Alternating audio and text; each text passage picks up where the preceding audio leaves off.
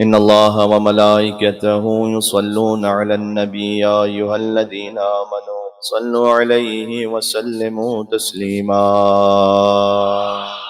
أعوذ بالله من الشيطان الرجيم بسم الله الرحمن الرحيم لا حول ولا قوة إلا بالله العلي العظيم حسبنا الله ونعم الوكيل نعم المولى ونعم النصير وبه نستعين وهو خير ناصر ومعين والعاقبة للمتقين والجنة للموحدين والنار للعاصين والصلاة والسلام على أشرف الأنبياء والمرسلين حبيب إله العالمين سيدنا ونبينا وشفيع ذنوبنا وطبيب نفوسنا ومولانا بالقاسم محمد وعلى آله الطيبين الطاهرين المعصومين المظلومين المنتجبين المنتخبين الميامين سيما بقية الله في الأرضين الذين أذهب الله عنهم الرجس وطهرهم تطهيرا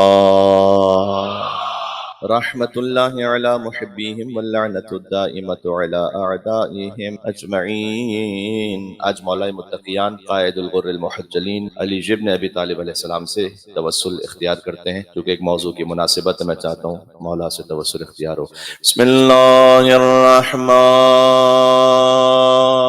الرحیم یا ابا الحسن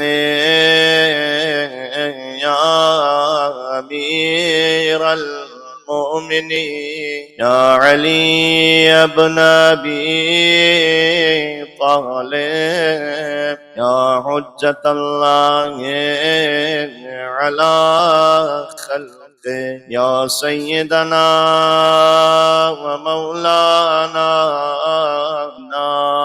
توجهنا واستشفعنا وتوسلنا بك إلى الله فقدمناك بين يدي حاجاتنا يا وجيها اشفع لنا حاجات کی برابری کے لیے یا وجیہا سبحان اللہ اشفع لنا مشکل کشائے کائنات ایک اور بار یا وجیہا عند اللہ اشفع لنا عند اللہ صلوات بر محمد و آل محمد. قال اللہ تبارک و تعالی فی القرآن بسم اللہ الرحمن الرحیم ما عندکم ینفد وما عند اللہ باق. نعرہ صلوات. خدا شاہد ہے اس بات پر کہ جب آپ اس مجلس یا کسی بھی مجلس میں جہاں قرآن اور اہل بیت علیہ السلام کا ذکر ہو رہا تشریف لے جاتے ہیں وہ وقت گزر کر ختم نہیں ہو جاتا، وہ محفوظ ہو جاتا. اس پر آئے قرآنی بھی گواہ اور دلیل ہے، اور اس مسئلے کا تعلق فقط وقت سے نہیں ہے بلکہ ہر وہ نعمت کہ جو صراط مستقیم پر اللہ سبحانہ وتعالیٰ کی راہ میں استعمال ہو جائے، وہ نعمت بظاہر ختم ہو کر بھی ختم ہوتی نہیں، کہیں اور محفوظ ہو جاتی. اللہ عز و جل نے سورہ نحل میں ارشاد فرمایا ہے ما عندکم ینفد وما عند اللہ باق. جو کچھ تمہارے پاس ہے ایک دن ختم ہونا ہے. وما عند اللہ باق، باق اسی باقی سے ہے کہ جو تمہارے پاس ہے اگر اللہ کو دے دیا تو جو اللہ کے پاس ہے وہ باقی رہے. جو ہم اللہ کی خدمت میں دے رہے ہیں وہ بھی اللہ ہی کا دیا ہوا ہے، یہ وقت اللہ کا دیا ہوا ہے، یہ نفس اللہ کا، یہ جان اللہ کی دی. حضور مکرم سے ایک روایت ہے کہ گوشت ایک بڑی تعداد میں تھا، حضور نے اپنی ایک زوجہ سے کہا کہ آپ اسے تقسیم کر دیجیے، تو انہوں نے تقسیم کیا. تو بعد میں حضور نے پوچھا کہ آپ نے یہ سارا تقسیم کر دیا مستحقین میں؟ تو انہوں نے جواب دیا کہ کچھ دے دیا ہے کچھ رہ گیا ہے. تو حضور نے بڑا لطیف جملہ ارشاد فرمایا جو دے دیا ہے وہ رہ گیا ہے. یہ بات واضح ہوئی آپ کے لیے؟ جو دے دیا ہے حضور مکرم کے نام گرامی پر مل کے صلوات بھیج دیں محمد و آل محمد پر. جو ہمارے پاس رہ گیا ہے وہ ایک دن ختم ہونے والا، لیکن جو دے دیا ہے وہ ہمیشہ کے لیے رہ گیا. ما عندکم ینفد وما عند اللہ باق. جو کچھ تمہارے پاس سے ختم ہونا ہے تو اللہ کے پاس سے باقی رہ. یہ معاملہ انفاق فی سبیل اللہ کا بھی ہے، کبھی عزت اور آبرو کوئی قربان کرتا ہے اپنی اللہ کی راہ. سبحان اللہ. ایسے ائمہ علیہ السلام کے واقعات ہیں. چونکہ اب تک ہم موضوع کے دوسرے حصے پر نہیں آ سکے، لیکن میں چاہتا یہ ہوں اللہ سبحانہ وتعالیٰ کے اذن سے کہ آج کم از کم اس کا آغاز ہو جائے. علم کی انتہا اور علم کا خزانہ اہل بیت اطہار علیہ السلام. تو مثلا امام علی نقی علیہ السلام کے واقعے میں ایک شخص ان کے پاس آیا اور اس نے آ کر یہ کہا کہ میں مقروض ہوں تو آپ کو میری مدد فرمائیے گا. تو امام علیہ السلام نے ائمہ علیہ السلام کے واقعات میں ہمیشہ ایسا نہیں ہوتا تھا کہ کوئی مستحق ان کے پاس آیا ہے تو امام علیہ السلام نے کہا کہ ہاں ٹھیک ہے, کوئی معجزہ دکھلایا اور کچھ عطا کر دیا. بعض مرتبہ ایسا بھی ہے کہ بعض لوگوں سے امام نے اس وقت معذرت کر کے صرف نظر فرما دیا, اس کی اپنی وجوہات ہوتی. مثال کے طور پر اب یہ بات آئی ہے تو پیش کر دوں کیونکہ موضوع سے مطابقت بھی ہے کہ ایک امام رضا علیہ السلام کے پاس ایک شخص آیا, اس نے آ کر امام سے یہ کہا کہ مولا میں ضرورت مند ہوں تو مجھے کچھ عطا فرمائی. امام کے سامنے ایک تشت تھا جس میں انگور کے خوشے رکھے ہوئے تھے. امام نے وہ تشت اس کی طرف بڑھایا کہ اس میں سے کچھ کھاؤ, تو اس نے سامنے پلٹ کر کہا کہ میں آپ سے اپنی حاجت مانگنے کے لیے آیا ہوں, آپ مجھے انگور کھلا رہے ہیں. ایک اور شخص آیا تھوڑی دیر بعد, اس نے آ کر کہا کہ مولا میں آپ کی زیارت کے لیے آیا ہوں. امام نے کہا یہ انگور ہیں کچھ کھاؤ. اس نے ایک دانہ اس میں سے لیا اور کھا لیا. امام علیہ السلام نے فرمایا کہ یہ جو پورا تشت ہے یہ تم لے جاؤ. تو اس نے کہا کہ مولا میرے لیے تو ایک دانہ بھی بڑی سعادت تھی کہ امام علیہ السلام سے مجھے ملا, تو یہ پورا تشت جو آپ نے دیا ہے میں اسے تقسیم کروں گا اپنے خانوادے میں اور مومنین. امام علیہ السلام نے, ان کے غلام تھے ساتھ میں, امام نے اسے کہا کہ یہ انگور کے خوشے جس درخت کے نا وہ درخت اس کے نام پہ لکھ دو. اب وہ جو ضرورت مند ہے اصل وہ بیٹھا ہوا ہے, وہ دیکھ رہا ہے سارا. اس نے کہا مولا اس سے بڑی کیا سعادت کی بات ہوگی کہ پورا درخت امام سے نصیب ہو جائے. امام نے کہا کہ وہ درخت جس باغ میں ہے نا وہ باغ بھی لکھ دو. اللہ اکبر. علی ابن موسیٰ رضا علیہ الصلوۃ والسلام یہاں پر ایک صلوات بھیجے گا مولا کے نام پر ان کی زیارت کی توفیق حاصل کرنے کے لیے. یہ پورا درخت لکھ دو, باغ بھی لکھ دو. اس کے بعد اس نے اور شکر بجا لے کر آیا. امام اسلام نے کہا کہ اس باغ کے ساتھ جو متصل باغ ہے وہ بھی لکھ دو. باغ ہے جو کہ طولانی ہو جائے گا تو میں مختصر کروں. وہ جب چلا گیا تو جو دوسرا مستحق تھا جو پہلے آیا ہوا تھا اس نے آگے کہا کہ اے فضلت رسول میں نے وہ تو آپ کی خالی زیارت کے لیے آیا تو آپ نے اس کو پورے باغ دے. میں آپ سے آیا ہوں کہ واقعا میں مستحق ہوں, میرے پاس نہیں ہے, فرض کیجئے کہ میں آپ نے مجھے کچھ بھی نہیں دیا, یہ انگور دیے اس کے بعد پھر واپس لے لیا. امام اسلام نے کہا کہ اللہ سبحانہ وتعالیٰ نے کیا قرآن میں نہیں کہا لئن شکرتم لازیدنکم ولئن کفرتم فإن عذابی لشدید, اگر شکر کرو گے تو نعمت بڑھا دوں گا. وہ امامت کا شکر کرتا رہا, میں اللہ کی جانب سے اس پر نعمت بڑھاتا رہا. تجھے قدر نہیں تھی, تو یہ سمجھ رہا تھا کہ یہ انگور کا دانہ مل رہا ہے امام علیہ السلام سے, اس سے کیا ہو جائے گا. یہاں پر وہ جو قلیل ہے وہ بھی بہت کثیر ہے یہاں پر, کیونکہ علی نقطہ بائے بسم اللہ ہے. ایک نقطہ کتنا کثیر ہے, سمٹے تو با کے نقطے کا عکاس ہے علی, اور پھیلے تو تابہ سرحد والناس ہے علی. کبھی ہم اپنا وقت قربان کرتے ہیں اسلام میں, وقت ختم نہیں ہوتا. مال قربان کرتے ہیں وہ ختم نہیں ہوتا. آپ اپنا نفس کبھی عزت قربان کرتے ہیں. کئی دفعہ ہوتا ہے کہ اللہ تعالیٰ نے آپ کو ایک مقام اسٹیٹس دیا, ایک عزت دی, آپ اس عزت کے ذریعے سے اس رسپیکٹ کو جو آپ کو حاصل ہے اہل بیت علیہ السلام کے کسی چاہنے والے کے لیے ان کے مشن پر ان کی راہ میں کوئی کام کرواتے, اس میں آپ اپنی عزت کا استعمال کرتے. ائمہ علیہ السلام کا جو میں واقعہ امام علی نقی علیہ السلام کا کرنے لگا تھا, اس نے آگے کہا کہ مولا میں مقروض ہوں. امام نے کہا کہ اس وقت بظاہر نہیں ہمارے پاس دینے کے لیے, لیکن سامرہ کا واقعہ ہے, ہم جائیں گے مسجد میں, کل آنا اور آ کر ایسے کہ جیسے میں نے تم سے قرض لیا ہو, آ کر مجھ سے سختی سے کہنا کہ اے علی النقی وہ جو قرض مجھ سے لیا تھا وہ واپس کب کرو گے. امام علیہ السلام ہم سے یہ کہا نہیں گیا, ہم سے یہ نہیں مانگا. وہ عادتکم الاحسان وسجیتکم الکرم, اہل بیت آپ کی عادت میں احسان کر, آپ کی سرشت میں کرم کر. اس نے کہا مولا میں یہ نہیں کر سکتا. امام نے کہا ہم حکم دے رہے ہیں کرو. اور اگلے دن وہ آیا اور حکم امام ہی تھا, تو پتہ نہیں کس طریقے سے بہرحال اس نے حکم امام ہی پر عمل کرتے ہوئے کہ آپ میرے مقروض ہیں, زمانہ ہو گیا آپ نے قرض ادا نہیں. اچھا یہ خبر امام علیہ السلام جانتے اپنے علم غیب سے جو اللہ سبحانہ وتعالیٰ نے عطا کیا کہ اس کے بعد ہوگا کیا. جیسے ہی یہ معاملہ ہوا تو متوکل, کیونکہ اس وقت امام ابھی سامر آئے تھے, تو وہ یہ سوچ رہا تھا کہ کسی طریقے سے ان پر کوئی احسان ہو جائے میرے. تو متوکل کو لوگوں نے خبر دی کہ بھائی وہ علی النقی سے کوئی قرض مانگنے آیا ہے اور ان کے پاس تو ابھی کچھ لوٹانے کے لیے ہے. متوکل نے کہا کہ اچھا ایسا کرو کہ سرکاری خزانے سے 10,000 دینار بھیجواؤ. یہ تھا ایک ظالم سے جو اس کا حق نہیں ہے لے کر اسے دے دینا کہ جس کا حق ہے. یہ ہے اپنی عزت کا استعمال کرنا. ما عندکم ینفد وما عند اللہ باق, جو کچھ تمہارے پاس ہے ختم ہونا ہے, اللہ کو دے دیا باقی رہنا. یہ امام حسین علیہ السلام کے ذکر کی جو تاثیر, اس میں ایک اہم بات, اس کو کہتے ہیں برکت. برکت کسے کہتے ہیں؟ برکت یعنی وہ کہ جس کا فیض کبھی ختم نہ ہو. علامہ طباطبائی نے لکھا ہے کہ برکت وہ شے ہے کہ جو بظاہر مختصر ہے لیکن فیض جاری. اسی لیے بی بی فاطمہ سلام اللہ علیہا کے القاب میں سے, ان کے ناموں میں سے ہے مبارکہ. سیدہ سلام اللہ علیہ کی عظمت پر ایک جری تر صلوات بھیجے گا, بلندر محمد وعلی محمد علیہ السلام. مبارکہ بی بی کے ناموں میں سے ایک نام ہے, یعنی برکت والی, جن کی اولاد آج تک ہے, جن کا فیض آج تک ہے. برکت یعنی بظاہر کم شے ہمیشہ رہے. 1 گھنٹے کی مجلس بظاہر مختصر سا وقت, فیض ہمیشہ رہے. ایک اس میں کنڈیشن ہے فقط, وہ یہ کہ حضور مکرم نے اپنے اصحاب سے کہا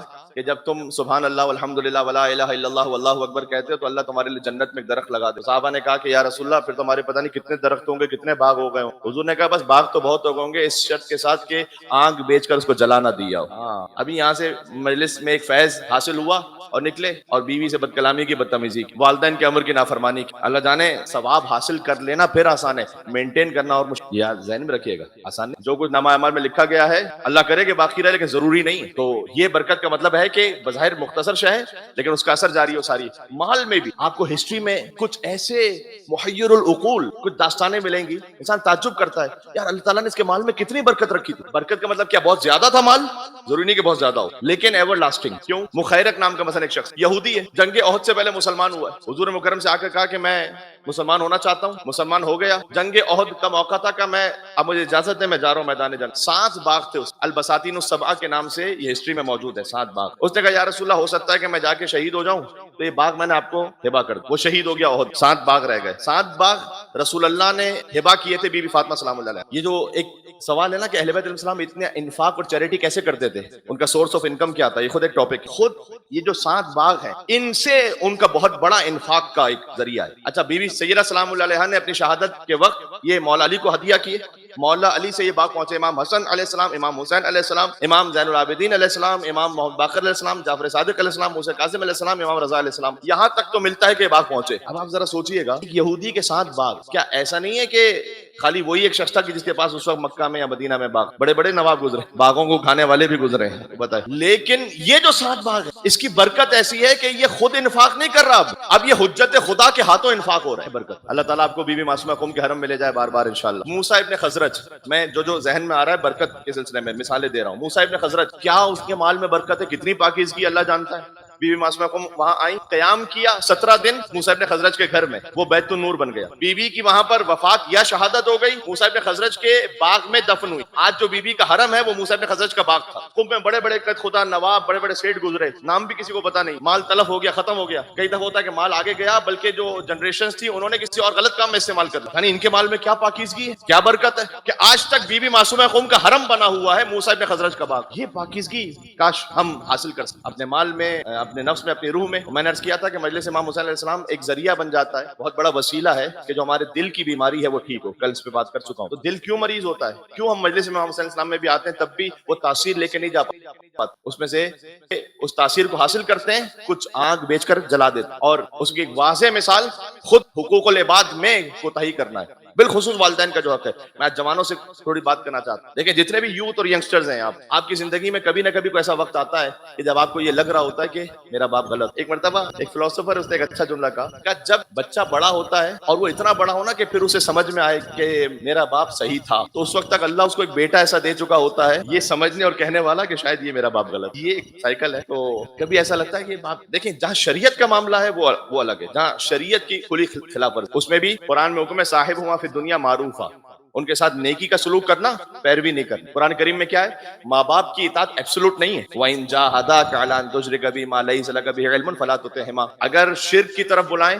یعنی کہ کوئی ایسا حکم ہو کہ جو اللہ سے دین سے مخالف ہے، فَلَا تُطِعْهُمَا، اطاعت نہیں کرنا. وَصَاحِبْهُمَا فِي الدُّنْيَا مَعْرُوفًا، لیکن سلوک نیکی کا کرنا. 3 چیزیں ایسی ہیں کہ جس میں امام نے حدیث میں فرمایا ہے کہ جہاں پر مذہب کی بھی قید، ایک ہے ماں باپ کا احترام، مذہب کی قید نہیں. دوسرا قرض کی ادائیگی، لون لیا میں نے کافر سے، اب میں کہوں یار کافر ہے تو اللہ ہی کو نہیں مانتا، تو میں تو اللہ کو مانتا ہوں تو میرا تو زیادہ حق بنتا ہے، لے بھائی ہڑپ کرنا. امام نے کہا اگر تم نے کسی سے قرض لیا ہے، یہاں پر مذہب کا معاملہ نہیں ہے، واپس کرو. تیسرا فرمایا ادائے امانت، کسی نے امانت رکھوائی ہے. کتنے ہی ایسے لوگ مومنین آپس میں بعد میں آگے شکوا کرتے ہیں کہ مولانا ایک ساتھ کام کا آغاز کیا تھا، وہ ایک صاحب سے پتہ نہیں آتے تو ہیں بڑے مجلسوں میں لیکن زیارتوں پہ بھی ہر سال جاتے ہیں، لیکن مولانا وہ جو ہمارا مال نہیں دے رہے. امام نے کہا کہ مذہب کی قید نہیں ہے. امام زین العابدین اسلام نے فرمایا کہ اگر میرے بابا کا قاتل اپنی تلوار میرے پاس بطور امانت رکھوائے تو اس امانت میں بھی میں خیانت نہیں کروں. بعض مرتبہ معمولی سمجھ، مذاق سمجھ، ذرا غور فرمائیے گا. تو فرمایا کہ اگر وہ شرک کی طرف بلائیں اطاعت نہیں کرنا، نیک سلوک کرنا. یہاں پر میں آپ کی بیدار سماعتوں کی نظر ایک جملہ کر دوں. مطلق اطاعت ہے نا، ایبسولوٹ اوبیڈینس، وہ صرف معصوم، ٹھیک ہے، جہاں ایبسولوٹ انفیلیبلٹی ہے. اس لیے والدین کی اطاعت میں کہ کرو اطاعت، اگر وہ شرک کی طرف بلائیں تو نہ کرنا. مجھے آپ پوری تاریخ اسلام میں کوئی ایک حدیث مولا کائنات کی فضیلت پر جو رسول اللہ نے بیان، اس میں بتلائیے کہ رسول اللہ نے اگر کہہ کے بیان کی. یہ میں نے کیا کہا، میں آپ کے لیے مثال دیتا ہوں تو آپ تھوڑا سا، رسول اللہ نے یہ نہیں کہا کہ اگر میرے بعد کوئی مولا ہوتا، اوروں کے پاس ایسی حدیثیں ہیں نہیں پہنچی آپ تک، اگر میرے بعد کوئی مولا ہوتا تو علی ہوتا، یہ نہیں کہا. تھوڑے تھوڑے سے پہنچ گئے. وہ غدیر کا میسج ہے کہ جن تک پہنچ گئی یہ بات وہ ان تک بعد میں پہنچاتے جن تک نہیں پہنچی. اب ساری باتیں تو میں یہاں سے کہہ نہیں سکتا. اگر اگر میرے بعد کوئی مولا ہوتا تو علی ہوتا، یعنی اگر نہیں ہے آپ، جس کا میں مولا اس کا علی مولا ہے، ختم۔ حضور نے یہ نہیں کہا کہ اگر کل علم دوں گا تو اس کو دوں گا، نہ، علی کو علم دوں گا۔ یہ نہیں فرمایا کہ اگر کوئی شہر علم کا دروازہ ہوتا تو علی ہوتا۔ علی کے معاملے میں حضور مکرم کے ہیں اگر مگر چونکہ چنانچہ ایسے ویسے کیسے ہے، سامنے بالکل اوپن ہے، بہت کلیئر ہے۔ اس لیے میں تمام مسلمانوں سے دستبستہ ہو کے ایک بات کہتا کہ اب تو اتنا ظلم ہونے لگا، دیکھیں میں بنی امیہ سے اوپر کی بات اس وقت نہیں کر رہا، وہ میں یہاں سے کرنا نہیں چاہتا باوجود، لیکن یہ تو کتنا بڑا ظلم ہو گیا کہ آپ میں سے بعض علماء نما افراد اٹھیں اور وہ حاکم شام کو نعوذ باللہ مولا علی کے ساتھ اور برابر کرنے کی کوشش کریں۔ میں تو کہتا ہوں اس پر برادران اہل سنت کو احتجاج کرنا چاہیے، بھائی آپ کو آپ کے علماء کی مذمت کرنی چاہیے کہ حاکم شام کو اگر آپ کے کوئی عالم اور مولوی وہ مولا علی علیہ السلام کے برابر قرار دینے کی کوشش کریں۔ بھائی آپ کے خلیفہ راشد ہیں علی بن ابی طالب، چوتھے خلیفہ ہیں، ایک ہی تو علیہ السلام ہے آپ کے پاس، ہائے ہائے ہائے، ایک ہی تو علیہ السلام ہے، اس علیہ السلام کو بھی کسی ایسے سے ملا دیں آپ، تو یہ تو آپ کو خود سوچنا چاہیے۔ مولا علی علیہ السلام کے لیے رسول اللہ نے کوئی فضیلت اگر مگر کہہ کے بیان، تو میں کہنا چاہ رہا ہوں کہ والدین کی اطاعت کے لیے اگر، لیکن اگر یہاں دین کا معاملہ نہیں ہے کہ والدین آپ سے مثلا کہہ رہے ہیں کہ داڑھی نہ رکھو، فرض کیجئے کہ بعض مائیں کہتی ہیں رشتوں کے لیے کہ بھئی حجاب نہ کرو، یا حجاب کرو تو پورا حجاب نہ کرو، اتنا گاڑا حجاب نہ کرو، جو بھی لفظ کہہ لیں آپ، اس میں بات نہیں مانی جا سکتی شریعت کا حکم۔ لیکن اس کے علاوہ آپ کو لگتا ہے بزنس کا معاملہ ہے، فیملی کا معاملہ ہے، کوئی اور بات جس میں میرے بابا ٹھیک، کاش اگر اطاعت اور رسپیکٹ اس وقت تھوڑا سا صبر کر، اس کا نتیجہ اور اس کے آثار جانتے ہیں کیا؟ واقعاً ہم یہ سمجھ ہوتے ہیں کہ میری زندگی کے معاملات کو میں خود چلا رہا ہوں، وہ اللہ عز وجل قل اللہم مالک الملک تؤتی الملک من تشاء وتنزع الملک ممن تشاء وتعز من تشاء وتذل من تشاء بيدك الخير انك على كل شيء قدير تولج الليل في النهار وتولج النهار في الليل وتخرج الحي من الميت وتخرج الميت من الحي وترزق من تشاء بغیر حساب۔ تو جسے چاہتا ہے ملک دیتا ہے، تو جسے چاہتا ہے عزت دیتا ہے، تو جسے چاہتا ہے ذلت دیتا ہے۔ یہ ہمارا کچھ وقت کے لیے صبر کر لینا، یہ اوبیڈینس، یہ تسلیم، اللہ جانے زندگی کن کن موقعوں پر اللہ سبحانہ و تعالیٰ کن کن بلاؤں اور آفتوں کو آپ سے دور کر، فقط دنیا کو مادی نگاہ سے نہیں دیکھو۔ میں بالخصوص ینگسٹر سے کہہ رہا ہوں، ایک میٹافور میں نے پڑھا تھا ایک جگہ، اب میٹافور وہی ہوتا ہے کہ جو کوئی ٹرو سٹوری نہیں لیکن ایک کہاوت ہے بات کو سمجھانے کے لیے، پینسل اور ربڑ اس کا آپس میں مکالمہ، میں نے کہا نا مثال ہے بات سمجھانے کے لیے۔ تو ایک مرتبہ پینسل نے ربڑ سے یہ کہا کہ میں جو بھی لکھ رہی ہوں اسے تم مٹاتے ہو اگر میری غلطی کوئی ہو جائے، تو مجھے یہ بڑا تکلیف ہوتی ہے کہ یہ جو تم مٹانے کا جو عمل ہے اس میں تم بھی اپنا ایک حصہ کھو دیتے، ربڑ کم ہوتا رہتا ہے نا، تو آہستہ آہستہ میری غلطیوں کو ٹھیک کرتے کرتے تم ختم ہوتے رہتے۔ تو ربڑ نے کہا کہ نہیں، میرا کام ہی ہے کہ اگر تم سے کوئی غلطی ہو جائے تو میں اس غلطی کو ٹھیک کروں، اس سے میرا ایک وجود کا حصہ ختم ہو جاتا ہے، لیکن میرا کام۔ جوانوں، آپ کی زندگی میں جو نا مثال والدین کی ہے اس ربڑ کی طرح، جو غلطیاں ہوتی ہیں نا آپ کو بچپن میں وہ ٹھیک کرتے ہیں، وہ اپنے وجود کا حصہ آپ کو دے رہے ہوتے ہیں، ختم آہستہ آہستہ خود ختم ہو رہے ہوتے ہیں تاکہ آپ ٹھیک ہو سکو۔ یہ احسان آپ بھولے نہیں، مرنے کے بعد ان کا احسان باقی رہتا ہے، جاری رہتا ہے، ان کا حق مرنے کے بعد ختم نہیں ہوتا۔ مرنے سے پہلے کی کیا روایت ہے، امام کی روایت ہے، السلام علیکم یا اہل بیت النبوہ، سب یہ اہل بیت نبوت، یہ ان کی سکھلائی ہوئی تعلیمات ہیں۔ معدن الرسالہ، موضع الرسالہ و معدن الرحمہ، رحمت کی کان ہے وہ، علم کا خزانہ ہے، علم کی انتہا ہے۔ امام علیہ السلام نے فرمایا، پانچویں امام کو کسی نے دعوت دی ایک جگہ، اس نے کہا مولا تشریف لائیے گا، امام نے کہا کہ میں نہیں آؤں، تو صحابہ نے پوچھا کہ یا رسول اللہ اے مولا آپ اس کے گھر کیوں نہیں جائیں گے؟ اس لیے کہ سنت ابو طالب علیہ السلام، امام حضرت ابو طالب علیہ السلام کی سنت وہ جاری رہی ہے ائمہ میں نا۔ سنت ابو طالب السلام پتہ کیا تھی کہ اگر کوئی دعوت دیتا، آپ کو پتہ ہے اگر کسی نے خلوص کے ساتھ دعوت دی آپ کو، آپ قبول کریں، آپ کے پاس اگر گنجائش ہے، یہ سنت ہے ائمہ کی، تکلف نہیں، بلا وجہ ہم کو ایکسٹرا تکلف کرتے ہیں، لیکن یہ کہ اگر کسی نے آپ کو پتہ ہے کہ خلوص کے ساتھ دعوت دی ہے اور یہ جینوئن ہے، یہ نہیں کہ سامنے دعوت دے رہا ہے اور تو دل میں کہہ رہا ہے کہ پتہ نہیں ہاں ہی نہ کہتے، یا بعض احباب ہوتے ہیں کہ جو کہ وہ مہمان آ گئے تو کیا کیا جائے، تو کہتے ہیں کہ آپ کھا کے آئے ہیں یا جا کے کھائیں، یہ والا معاملہ نا واقعی جینوئن، اگر ایسا ہے آپ قبول کریں۔ وہ امام کو دعوت دے رہا ہے، امام نے نہیں، امام کے ساتھ جو ان کے صحابی تھے، امام نے ان سے پوچھا کہ مولا آپ نے اس کی دعوت کیوں نہیں قبول کی؟ امام نے کہا یہ آقے والدین، اب سنیے گا اصل بات کیا ہے، انہوں نے کہا کہ مولا آقے والدین، اس کے والدین تو گزر گئے، انتقال ہو گیا اس کے والدین کا،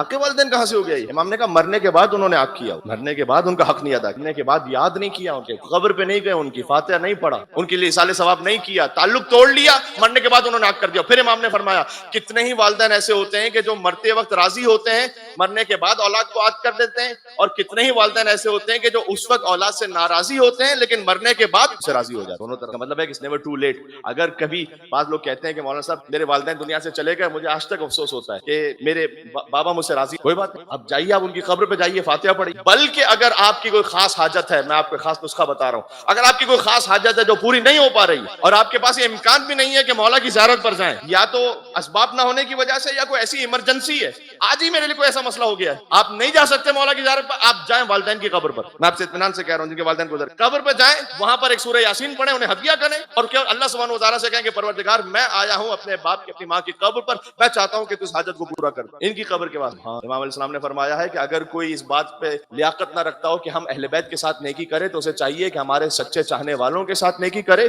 اسے ویسا ہی ثواب ملے گا جیسے اس نے ہم اہل بیت کے ساتھ نیکی. پھر فرمایا کہ اگر کوئی ہماری زیارت کی لیاقت نہ رکھتا ہو تو اسے چاہیے کہ ہم اہل بیت کے چاہنے والوں کی زیارت کرے تو اسے ویسا ہی ثواب ملے گا کہ جیسے ہماری زیارت. کیوں؟ اس لیے کہ اگر آپ نے اپنے کسی مومن بھائی کے ساتھ نیکی کی ہے تو اس ولایت کی وجہ سے کی ہے نا، کہ جو اس کے دل میں، تو اس ولایت کی وجہ سے جب نیکی ہو رہی ہے تو امام کہہ رہے تو ہمارے ساتھ نیکی کر، کیونکہ تم اس ولایت کی وجہ سے اس سے اٹیچ. سبحان اللہ، یہ اتنی بڑی نعمت ہے عزیزوں کہ امام صادق علیہ السلام نے فرمایا ایک صلوات بھیجے گا تو میں بات کو اور آگے بڑھاؤں.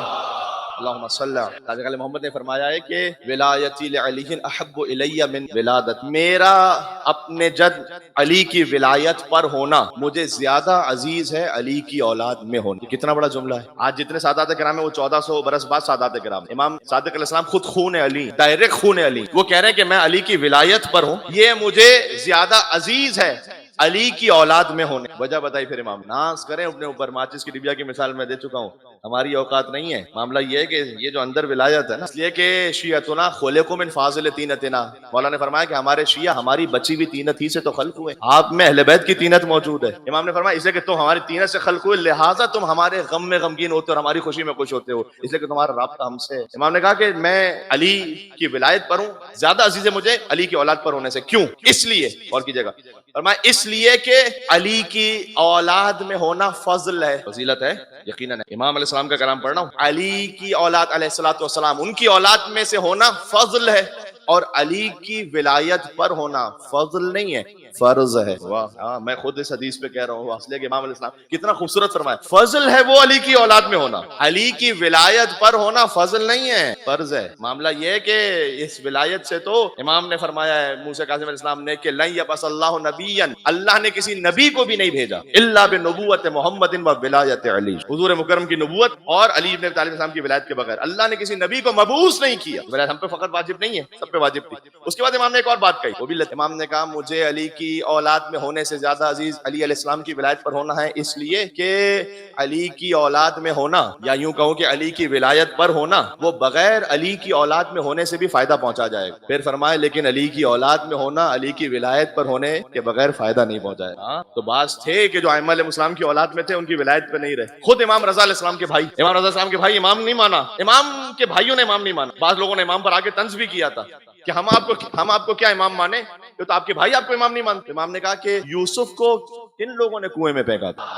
کیا یہ بات ہے بھائی؟ صلوات بھیجتے نام علی بن موسیٰ رضا علیہ الصلوۃ والسلام پر. وہ نہیں مان رہے تو برادران یوسف کی طرح ہیں. تو بعض تھے امام کی اولاد میں سے نہیں مان رہے ولایت، ان میں سے بعض کو خود شوق تھا کہ ہم بن جائیں امام. حسد خطرناک بات، ہوس دنیا کی خطرناک. امام کا بھائی ہوتے ہوئے عبداللہ ابن موسیٰ امام رضا کے بھائی، جو کہ امام موسیٰ کاظم کی اولاد، یہ الگ الگ ماؤں سے ہوتے تھے، یہ الگ بات. یہ ایک پوری داستان ہے کہ ائمہ علیہ السلام نے جو ازدواج کیے ہیں ان میں سے بعض ماؤں سے کچھ ایسی اولادیں بھی ہوئیں کہ جو غیر صالح. حضرت نوح علیہ السلام کا بیٹا بھی ماں کی وجہ سے. اچھا، یہ دونوں طرف سے مثالیں ہیں، کوئی ایسا نہ ہو کہ بعد میں آپ جا کے گھر میں لیکچر کریں گے بچہ بگڑا ہوا ہے تمہاری وجہ سے بگڑا ہوا ہے. مولانا نے کہا دونوں طرف سے مثال. عبداللہ ابن زبیر کے لیے مولا علی نے کہا ہے عبداللہ ابن زبیر، میں کہتا ہوں تاریخ کا ایک ایسا عجیب اور فیسنیٹنگ کردار ہے زبیر کا، پڑھنے کے لائق. زبیر وہ ہے کہ جو اتنا قریب ہے مولا علی علیہ السلام کے کہ جنازہ حضرت زہرا سلام اللہ علیہا میں جو چند لوگ شریک ہیں ان میں سے زبیر ہے. Can you imagine? کوئی اتنا قریب کہ جو حساس ترین موقع پر مولا علی علیہ السلام کے ساتھ ہو اور مولا علی اجازت دیں اسے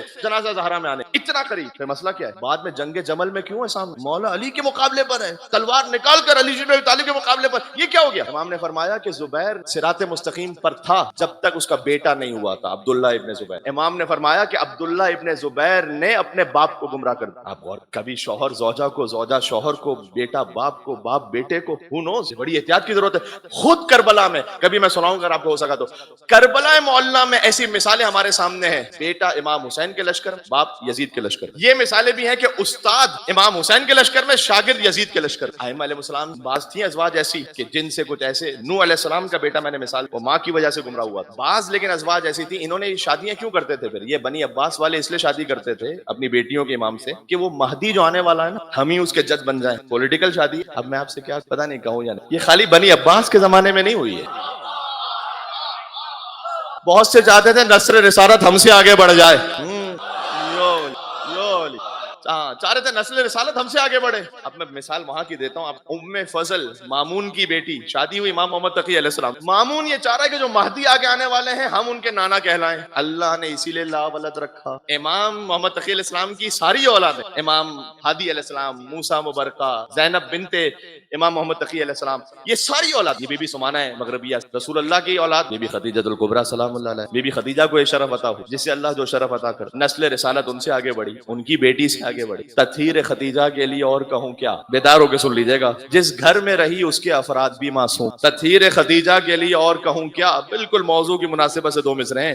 جس گھر میں رہی اس کے افراد بھی معصوم. اور یہ سارے زمانے میں خدیجہ کا شرف ہے، یہ سارے زمانے میں خدیجہ کا شرف ہے کہ اولاد بھی معصوم ہے، داماد بھی معصوم.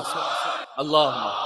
انسان راہ راست سے کیوں ہٹتا ہے؟ کبھی حسد ہے، بھائیوں سے حسد ہے، اس کے پاس میرے پاس نہیں ہے، جلن ہے. ایک ہے تو رشک. آپ بھی دعا کریں، محنت کریں. اللہ سبحانہ وتعالیٰ نے تقسیم کا ایک معاملہ رکھا ہے. ہو سکتا ہے کسی کو کم ہو ظاہری طور پر، اسے اللہ سبحانہ وتعالیٰ نے شاید کچھ اور عطا کیا ہو، اس کا حافظہ اچھا ہو، اس کا اخلاق اچھا ہو، اس کا کوئی عمل اچھا ہو. یا ہو سکتا ہے کہ اللہ عز و جل اگر اس نے شکر کیا تو نسلوں میں کمپنسیٹ کر. یہ ہے، ایسی مثالیں ہیں. کسی کی نسل کو بگڑ جائے، کسی کی نسل ایمان پر رہ جائے، ممکن ہے. تو تھوڑا غریب رہ جانا بہتر ہے، نسل ایمان پر رہے تو کوئی برا سودا تو نہیں. تو کوشش آپ ضرور کیجئے اللہ سبحانہ وتعالیٰ کی راہ میں انشاءاللہ آگے بڑھنے کے لیے، اور اس کی راہ میں حلال طریقے سے کمائیے، کوئی بات نہیں، لیکن نہ ہو حسد نہ کیجیے. اب حسد ہے امام رضا علیہ السلام کے بھائیوں کہ بھائی یہ کیوں امام. جب امام رضا علیہ السلام کی شہادت ہو گئی، اب امام محمد تقی علیہ السلام ہیں 8 برس کے. یہ نقطے پہ آج میں روکوں گا بات، کل یہاں سے شروع کریں. ٹرننگ پوائنٹ ہے شیعت میں، یہ کم بیان ہوتا ہے. امام رضا علیہ السلام نے فرمایا ہے کیونکہ 47 ایئرس کے ہو گئے تھے، کوئی اولاد نہیں تھی امام رضا. اچھا امام رضا کی ایک ہی اولاد ہے امام محمد تقی. جتنے بھی رضوی سادات ہیں نا، در حقیقت وہ تقوی سادات، کیونکہ امام رضا علیہ السلام کی اولاد فقط امام محمد تقی سے ہی آگے بڑھی بس. تو امام محمد تقی کی جو اولادیں ہوئیں وہ رضوی کہلائیں، تقوی نہیں. کیوں؟ اس لیے کہ امام رضا علیہ السلام کو 47 ایئرس کے ہو گئے. ابتر کا تانا دیتے ہیں لوگ، جو رسول اللہ کو تانا دیتے تھے کہ آپ کی تو کوئی اولاد ہی نہیں بچی، آپ کی تو کوئی اولاد ہی نہیں ہے، آپ کی تو نسل امامت آگے نہیں بڑھے گی. قیامہ واقفیہ نے آ کر امام رضا علیہ السلام سے کہا یہ بتلائیے گا کہ کیا ایک وقت میں 2 امام ہو سکتے ہیں؟ امام نے کہا نہیں، ایک ہی ہوگا. کہا اگر 2 ہو جائیں تو امام نے کہا ایک سامت ہوگا، ایک ناطق ہوگا. اس نے کہا کہ سامت تو قرآن ہے لیکن ناطق آپ نہیں، نعوذ باللہ، اس لیے کہ آپ کی کوئی اولاد ہی نہیں. تو اگر آپ امام ہوتے تو کوئی اولاد ہوتی کہ آپ کے بعد کا بیٹا امام ہوگا. امام نے فرمایا کہ کیا تمہیں مستقبل کی خبر ہے؟ پھر امام نے کہا کہ سیولد مولود، اللہ مجھے ایک بیٹا ایسا عطا کرے گا کہ لم یولد مولود اعظم برکۃ منہ لشیعتنا. اس مولود سے یعنی امام محمد تقی علیہ السلام سے زیادہ بابرکت اولاد اللہ نے ہمارے شیعوں کے لیے عطا ہی نہیں فرمائی. امام محمد تقی علیہ السلام کا وسیلہ دنیاوی حاجات کے لیے بہت امپورٹنٹ، قرض کی ادائیگی، جاب، رزق. اگر آپ کسی ایسے مشکل میں ہیں اور اس وقت آپ نیت کر لیں، گھر کا کوئی معاملہ ہے جہاں دنیاوی کوئی حاجت آپ کی رکی ہوئی، تو امام محمد تقی علیہ السلام کو ہدیہ کرتے ہوئے مل کے اجتماعی صلوات بھیجیں اس دنیاوی حاجت کی برابری کے لیے. اللہم صلی علی محمد و آل محمد وعجل. امام نے کیوں فرمایا امام محمد تقی علیہ السلام کے لیے کہ یہ والی میری اولاد سب سے زیادہ برکت ہے، بابرکت ہمارے شیعوں کے لیے. یہ جملہ کیوں امام موسیٰ کاظم علیہ السلام کے لیے نہیں کہا گیا جبکہ کلنا نور واحد؟ کیوں امام محمد تقی علیہ السلام کے لیے؟ اس لیے یہاں شیعت ایک ٹرننگ پوائنٹ لے رہی ہے، ایک بہت بڑا مسئلہ حل ہو رہا ہے. وہ یہ کہ اب امام رضا کی شہادت ہوئی، میں نے آپ سے کہا کہ ان کے بھائی ہیں جو چاہتے ہیں کہ ان کے بعد ہم امام بن جائیں. کیوں؟ اس لیے کہ امام محمد تقی اس وقت 8 برس کے ہیں جب امام رضا کی شہادت ہوئی ہے. تو عبداللہ ابن موسیٰ کے دماغ میں آیا کہ میرے بھائی علی رضا کی شہادت ہو گئی ہے تو اب 8 برس کا بچہ تو امام ہونے سے رہا، تو اب میں ہی امام بنوں گا. اس وقت شیعت کے لیے ایک بڑا مسئلہ حل ہوا ہے، امام 8 برس کا بھی ہو، یہ فرسٹ ٹائم ہو رہا ہے ان کے سامنے. حتیٰ جو امام کے جو آپ امام کے قریبی صحابی ہیں نا امام رضا علیہ السلام، یونس ابن عبد الرحمن ہے، ابان ابن تغلب سے کہا کہ یہ ایسا کرو ان کا نائب کسی کو رکھ دو. فی الحال یونس ابن عبد الرحمن بڑے صحابی ایسا نہیں لیکن معصوم تو نہیں ہے، نائب رکھ دو. تو ابان ابن تغلب نے کہا نائب کیوں رکھنا ہے؟ کہ اس لیے کہ یہ 8 برس کے ہم نماز پڑھیں گے تو پھر کوئی بالغ تو ہو کہ جس کے پیچھے نماز پڑھے. ابان ابن تغلب نے شیعہ امامت کے معاملے میں جو اسٹرانگ شیعہ تھے وہ ایسے سخت ہوتے تھے، اب ہے کہ وہ پکڑا گریبان. یونس ابن عبد الرحمن کو کہا یبن الفاعلہ، اس کا ترجمہ میں ممبر سے نہیں کروں گا اس لیے کہ بہت برا ہے، سیدھا سیدھا اسٹریٹ کہو فلانی کے بیٹے امر امامت ہم کب سے تعین کرنے لگے؟ یہ ہم کب سے متعین کرنے لگے؟ ہاں اس نے کہا کہ لیکن 8 برس کے ہیں. کہ اگر اللہ کی طرف سے امام ہے تو 8 برس کا ہے تب بھی امام ہے، اگر اللہ کی طرف سے نہیں ہے تو 100 برس کا بڈھا بھی ہو تب بھی امام نہیں ہے. یہ بات کرو اللہ کی طرف سے ہے یا نہیں. امام اسلام کی امامت کا زمانہ شروع ہوا، اس وقت شیعت کے لیے معاملہ حل ہوا. امام نے کہا بابرکت امام سب سے زیادہ، شیعت کے لیے اس وقت یہ حل ہوا کہ 8 برس کا بچہ بھی اگر اللہ کے حکم سے تو امام ہو سکتا ہے. اور پھر امام علیہ السلام نے اس وقت ایک خطبہ دیا. میں یہاں پر اپنے موضوع سے رب دیتے ہوئے ختم کر رہا ہوں بات کو. 8 برس کے ایک بچے نے خطبہ دیا، بچے ہیں بظاہر لیکن امام ہے. امام نے پہلے تو یہ فرمایا کہ اللہ نے قرآن میں نہیں کہا وَآتَيْنَا الْحُكْمَ صَبِيًّا، اللہ تعالیٰ نے یحییٰ علیہ السلام کو بچپن میں نبوت عطا کی، اور عیسیٰ علیہ السلام کو انی عبداللہ آتانی الکتاب وجعلنی نبیّا، میں اللہ کا بندہ ہوں، اس نے مجھے کتاب عطا کی، نبی بنایا ہے. سورہ مریم کی آیت ہے. علی لیکن فخر عیسیٰ ہے نا. ایک جملہ سنے یہاں پر پھر جاؤں گا مصائب پہ. حضرت عیسیٰ علیہ السلام نے کیا کہا؟ میں اللہ کا بندہ ہوں، اس نے مجھے کتاب عطا کی ہے. میں تو کہتا ہوں مسلمانوں کے لیے ذرا سوچنے کا مقام ہے کہ عیسیٰ علیہ السلام تو ماں کی گود میں نبی ہوں اور کتاب بھی عطا کر دی اللہ نے، اور حضور مکرم کو نعوذ باللہ 40 سال تک ابھی پتہ ہی نہیں. حضرت عیسیٰ علیہ السلام نے کہا مجھے کتاب عطا کی. عیسیٰ علیہ السلام نے کہا کتاب عطا کی ہے، ابھی پڑھ کے سنا ہی نہیں. اتنے مومنین ہیں، میں آپ سے توقع رکھتا ہوں. ماں کی گود میں کہہ رہے ہیں اللہ نے مجھے کتاب عطا کی ہے، ابھی پڑھ کے سنا نہیں رہے. ایک ہے جو وسیع مصطفیٰ ہے، آغوش مادر سے آغوش رسالت میں آئے. علی نے آنکھیں کھولیں، اس دنیا میں آنے کے بعد جو پہلی زیارت کی وہ چہرہ رسول تھا. حضور نے کہا یا علی خصصتنی بالنظر وخصصتک بالعلم، اے علی اپنے پہلی نگاہ سے مجھے مخصوص کیا اور میں نے اپنے سارے علم سے آپ کو مخصوص کیا. شعراء کیا نظر سے سیراب ہونا تو دیکھا تھا لیکن نظر سے کمالات کا منتقل ہونا نہیں دیکھا تھا. کہ آنے والا بچہ آتا ہے اور پہلی ہی نگاہ میں سارا علم رسالت علم علی بن ابی طالب میں منتقل ہو جاتا ہے. یہ بچہ بھی عجیب بچہ ہے کہ بچپن میں چہرہ رسالت پر ایک نگاہ کر لے تو علم رسالت کا سودا کر لیتا ہے، اور جوانی میں بستر رسالت پر ایک نیند سو جائے تو مرضی پروردگار کا سودا کر لیتا ہے.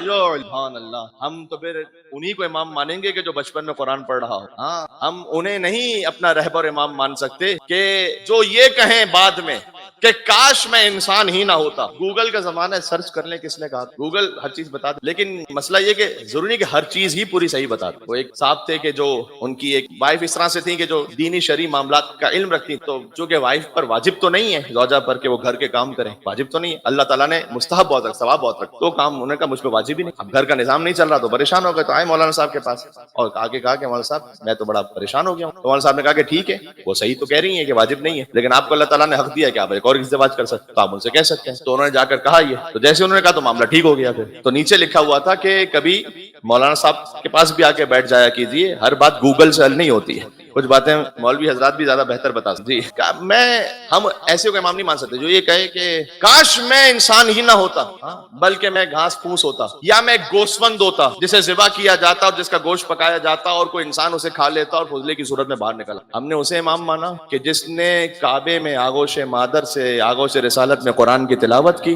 اور جس نے وقت آخر مسجد میں کہا فزت ورب الکعبہ، کعبے کے رب کی قسم علی کامیاب ہو گیا. یہ ہمارا امام ہے. کوئی مثال ہے تو پھر لے آئے، نہیں لیکن نہیں ہو سکتی، اس لیے کہ ایک لیبنیز رائٹر ہیں اور یا ایک مصری رائٹر ہیں، انہوں نے لکھی ہے کتاب مولا علی علیہ السلام پر، اہل سنت ہے، کہتے ہیں علی نسخۃ مفردہ، علی وہ نسخہ ہے کہ جس کی کاپی نہیں، دوسرا علی ہے نہیں. آنا ہے تو اسی در پہ آنا ہے. اور اگر کوئی دیکھیں مجھے بتایا گیا کہ بہت سارے مومنین اور ہو سکتا ہے کہاں کہاں تک آواز جا رہی ہے، تو اگر کوئی یہ سوچ رہا ہے کہ مولا علی نے کیسے پڑھ لیا قرآن ابھی قرآن کے نازل ہونے سے پہلے، تو بنتا تھا مولا علی کا کہ وہ پڑھیں. رسول اللہ نے نہیں پڑھا لیکن مولا علی نے پڑھ لیا، تو بنتا تھا کہ مولا علی پڑھ. اس لیے کہ ہر شخص ہر ایک بات کو پاتا ہی نہیں، ہر لفظ ہر ایک ذہن میں سماتا ہی نہیں تھا.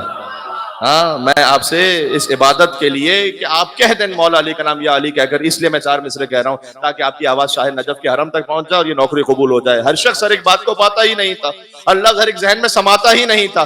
قرآن سناتے بھی بھلا کس کو محمد، قرآن سناتے بھی بھلا کس کو محمد، قرآن کسی اور کو آتا ہی نہیں تھا.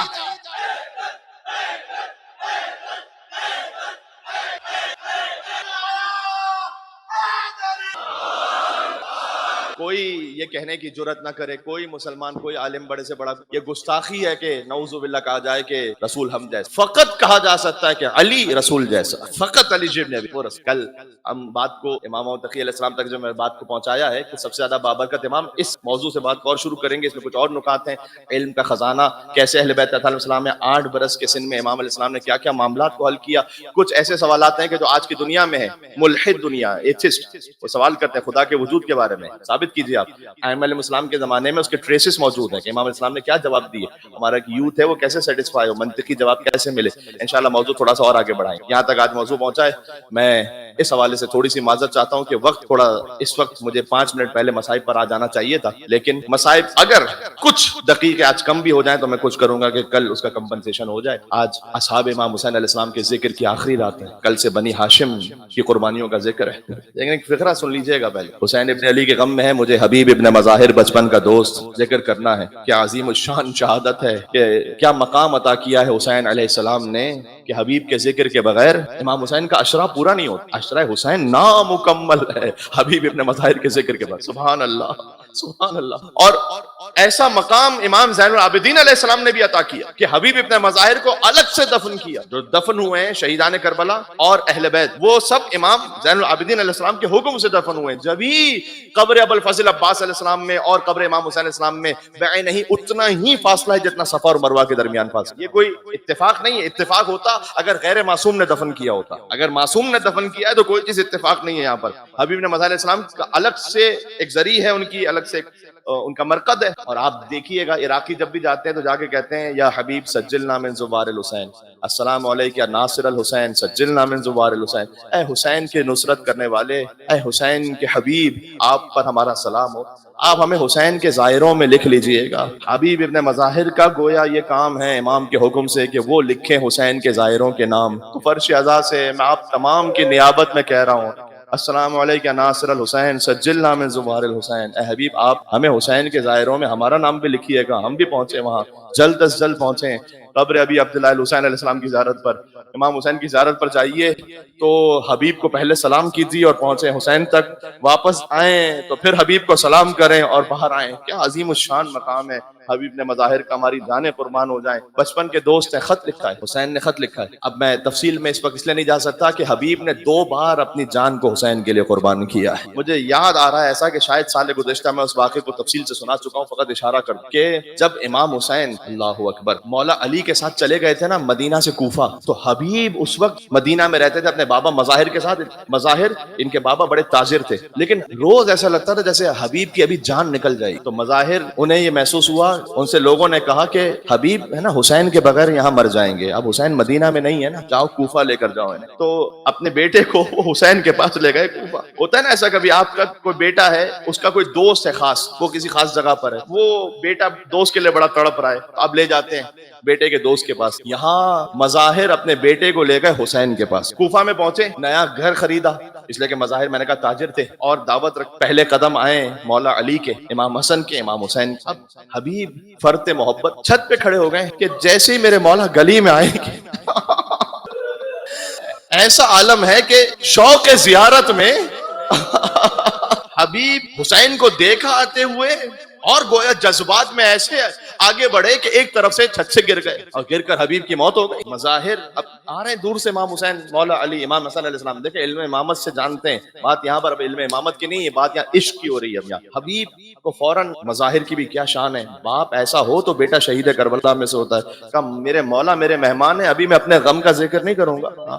حبیب کا لاشا ایک طرف رکھ دیا, بس آئے امام حسن, امام حسین, مولا علی دسترخوان پہ تشریف فرما ہوئے. مظاہر آگے بڑھے, ہاتھ دھلاتے ہیں مولا علی علیہ السلام کا, دشت میں جیسے ہاتھ دھلایا جاتا تھا. اس کے بعد آگے بڑھے امام حسن, امام حسین السلام کا ہاتھ دھلانے. مولا نے روک دیا, کہا یہ امام ضرور ہیں لیکن ادب کا تقاضا یہ ہے کہ آپ نہیں, آپ بزرگ ہیں, آپ کا بیٹا حبیب آئے حسین کا ہاتھ دھلانے. مولا وہ میں سعادت حاصل کر لیتا ہوں. کہا نہیں نہیں, بلاؤ حبیب کو, مولا تو جانتے ہیں. کہنا پڑا مظاہر کو کہ مولا وہ حبیب ہے نا, وہ شوق مودت میں حسین کی خاطر چھت سے گر کر مر گئے. گویا حسین پہنچے حبیب ابن مظاہر کے پاس اور آ کر اللہ جانے کیا کہا, میں نے نہیں دیکھا روایت میں, لیکن آپ اس حالت سے کیفیت سے سمجھ سکتے ہیں نا کہ حسین نے کہا ہوگا کہ حبیب کہاں چھوڑ کر چلے گئے مجھے, مجھے ضرورت ہے حبیب تمہاری کربلا میں, میرا جہاد تیرے بغیر نامکمل ہے حبیب, آ جاؤ پلٹ کرے حبیب. بس اس نے خدا سے حبیب نے آنکھیں کھولی, کہا السلام علیکم یا ابا عبداللہ, مولا میں آ گیا. یہ حبیب کی محبت ہے حسین سے, اس محبت کا. لہذا حسین نے خط لکھا ہے, بس وقت ہو رہا ہے. حسین علیہ السلام نے خط لکھا ہے اور خط کا متن یہ ہے کہ اے حبیب تم ہماری قرابت کو جانتے ہو رسول اللہ سے, تو میں اس وقت دشمنوں میں گر گیا ہوں. آپ کی صدائیں بلند ہوں گی, میں ایک فقرہ کہتا ہوں, میں اس وقت دشمنوں میں گر گیا ہوں حبیب ہو سکے تو مدد کو پہنچو، اور میں ویسے تو زحمت نہ دیتا لیکن میرے ساتھ علی و فاطمہ کی بیٹیاں موجود ہیں، حبیب اگر ہو سکے تو مدد کو پہنچو۔ حبیب گئے، قاصد گیا، حبیب کے لیے کھانا کھا رہے تھے، دق الباب ہوا، لقمہ گلوگیر ہوا، اپنی زوجہ سے کہا لگتا ہے کسی بھوکے نے یاد کیا، لگتا ہے کسی پیاسے نے یاد کیا۔ دروازہ کھولا، کہا انا برید الحسین، میں حسین کا قاصد ہوں۔ اللہ اکبر، میرے مولا کا خط آیا ہے، خط لیا، آنکھوں سے لگایا، چوما، میرے مولا کا خط آیا ہے، خط میں متن تھا کہ حبیب پہنچو، ہو سکے تو ہماری نصرت کو، لیکن کیا کریں، کسی پر اعتماد نہیں کیا جا سکتا، اللہ جانے زوجہ کے دل میں کیا ہے۔ آ کر بیٹھ گئے، کہا کون سے خط آیا ہے؟ کہا حسین نے خط لکھا ہے۔ کہا کیا لکھا ہے؟ کہا مجھے بلا رہے ہیں۔ کہا کیا ارادہ ہے؟ کہا سوچ رہا ہوں جاؤں یا نہ جاؤں۔ زوجہ اپنے زیورات لے کر آئی، حبیب کے سامنے رکھے، کہا حبیب یہ تم پہن لو، میں جا رہی ہوں نواسہ رسول کی مدد کے لیے۔ آج وہ وقت آ گیا کہ حسین تجھے بلائے اور تم کہو کہ میں سوچ رہا ہوں کہ جاؤں یا نہ جاؤں۔ نہیں، میں فقط تمہارا امتحان لے رہا تھا، یہ کیسے ممکن ہے کہ میرے مولا حسین نے بلایا اور میں نہ جاؤں؟ مجھے تو بہرحال جانا ہے۔ اپنے غلام کو ایک سواری کا جانور دیا کہ غیر معروف راستے سے چلے جاؤ، کوفہ کے باہر کھڑے ہو جاؤ، میں پہنچوں گا تاکہ کسی کی نگاہ نہ پڑنے پائے، گرفتار نہ ہو جائے کوفہ میں۔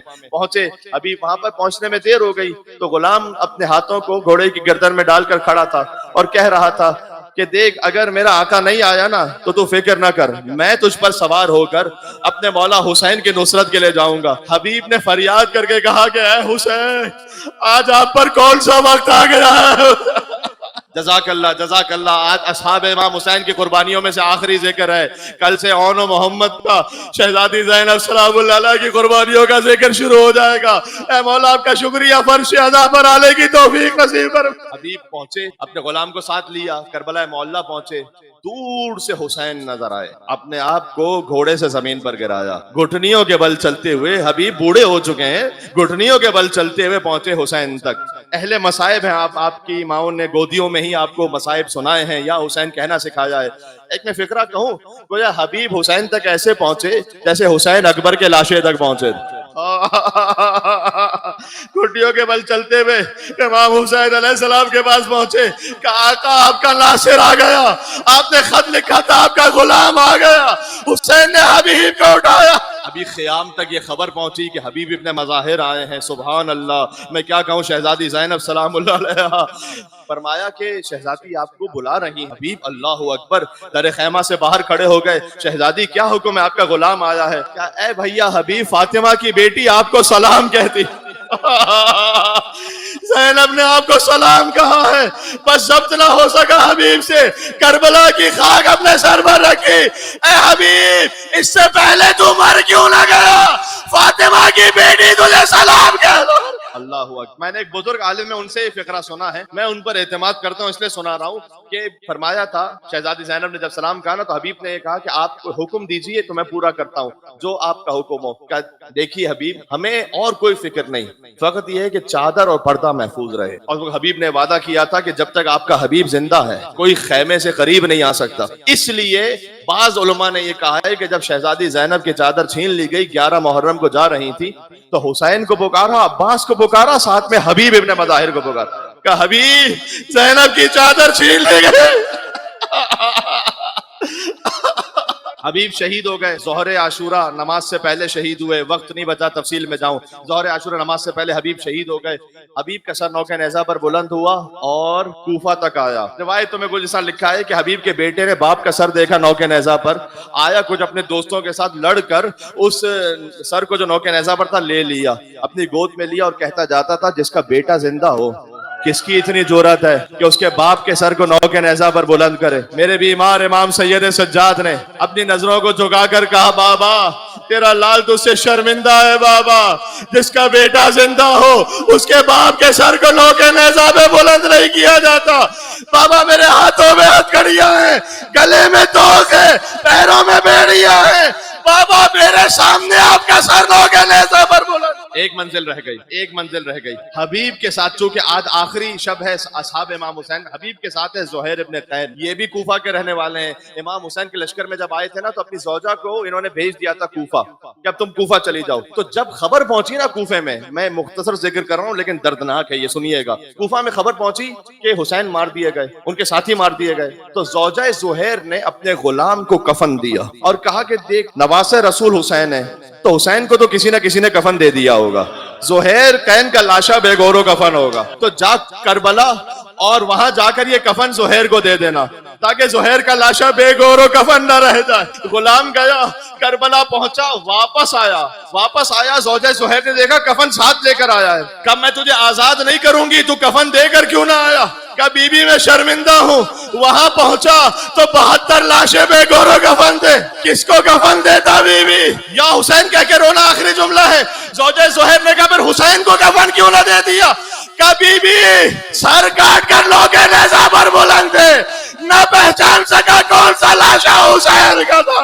हुसैन का लाशा बेगौरो कफन। ये मेरे मोमिन भाई अपना सर पीट रहे हैं। हुसैन का लाशा 3 दिन तक बेगौरो कफन था। अरे जो 1400 बरस बाद हमारे लिए सुनना मुश्किल है, सोचो 4 बरस की सकीना देख रही थी, एक बहन चिल्ला ज़ैनबिया से देख रही थी, शिमर हुसैन के सीने पर था, उसने हुसैन की दाढ़ी को पकड़ा हुआ था। ज़रबतन बिल ज़रबतिन, 13 ज़रबतें हुसैन को लगी, हुसैन का सर लोगे नेज़ा पर बुलंद हुआ। अलाकत क़ुतिल अल हुसैन में करबला, अलाकत में अल हुसैन में करबला। हाय हुसैन कुश्तश।